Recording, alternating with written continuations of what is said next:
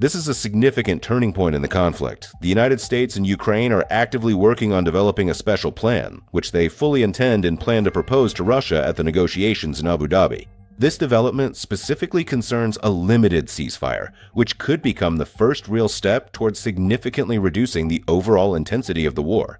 For the first time in a long while, the diplomatic process is reaching an entirely new and critical level, and the world is holding its breath, awaiting the Kremlin's response.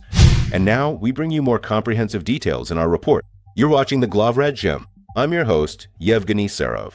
Please remember to like this video and subscribe to our channel for more updates.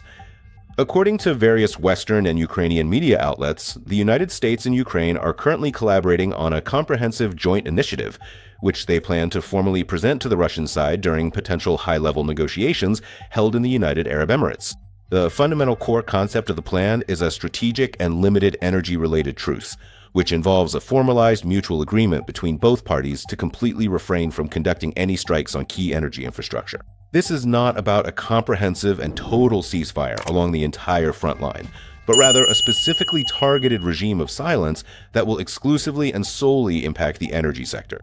In accordance with the specific details of the scenario under discussion, Russia must completely cease all military strikes against Ukrainian power plants, substations, and critical energy facilities, while Ukraine in turn formally pledges to temporarily and strictly refrain from attacks on Russian oil refineries and the so-called shadow fleet, which is currently utilized to transport and export oil in circumvention of international sanctions. The negotiations may take place on January 23rd through 24th in Abu Dhabi, but there is still no final confirmation regarding the format and the participants. This dialogue is being considered as potentially the first trilateral contact between Ukraine, the US, and Russia in a long time, especially against the backdrop of increased diplomatic activity following Trump's return to the presidency.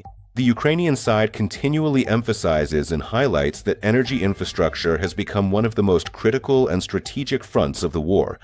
Large-scale Russian strikes on Ukraine's energy sector have led to widespread and prolonged power outages, heating problems, and significant economic losses. At the same time, Ukraine's strikes on Russia's oil infrastructure now directly and significantly impact the Kremlin's ability to finance the war.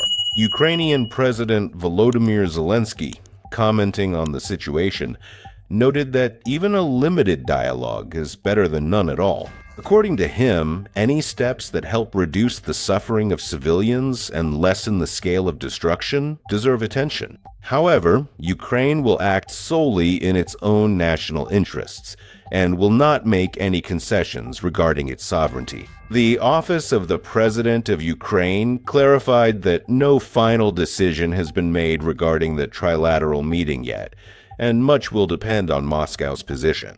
At this point, the Kremlin has not officially confirmed its willingness to participate in negotiations in this format, although it had previously allowed for the possibility of discussing certain elements of de-escalation. The United States is playing a key role in preparing this initiative. It is expected that the special envoy of the U.S. President, Stephen Witkoff, as well as Jared Kushner, Donald Trump's son-in-law, may hold preliminary consultations with the Russian leadership before heading to Abu Dhabi. This underscores that Washington intends to act not just as an observer, but as an active mediator.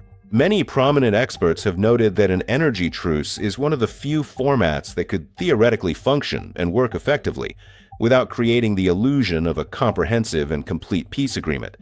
This specific approach would allow the parties' willingness to honor agreements to be tested, and help assess whether broader agreements might be possible in the foreseeable future.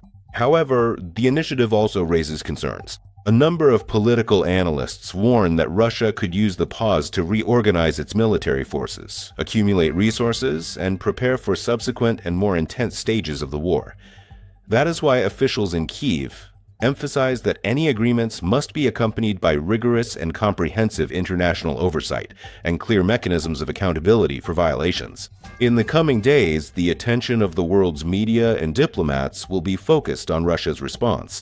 It is this response that will show whether this initiative has a chance to become a real step toward de-escalating the war, or if it will remain yet another unrealized attempt to stop the conflict.